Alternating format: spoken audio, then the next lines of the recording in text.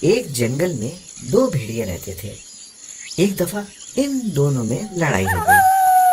دونوں جھپٹ جھپٹ کر ایک دوسرے پر حملہ کرنے لگے۔ کبھی ایک نیچے آ جاتا، کبھی دوسرا۔ لڑتے لڑتے دونوں لہو لہان ہو گئے۔ اتفاق سے ایک بھیڑ کا بچہ بھی ادھر آ نکلا۔ بھیڑیوں کو لڑتے دیکھ کر وہ ان کے پاس آیا اور کہنے لگا، آپ آپس میں کیوں لڑ رہے ہیں؟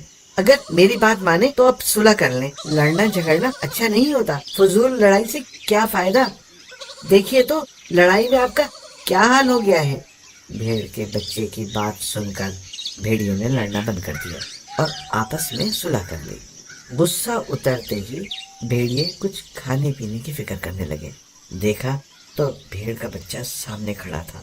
دونوں لپک کر اس پر ٹوٹ پڑے اور دیکھتے ہی دیکھتے بیچارے کو چٹ کر گئے۔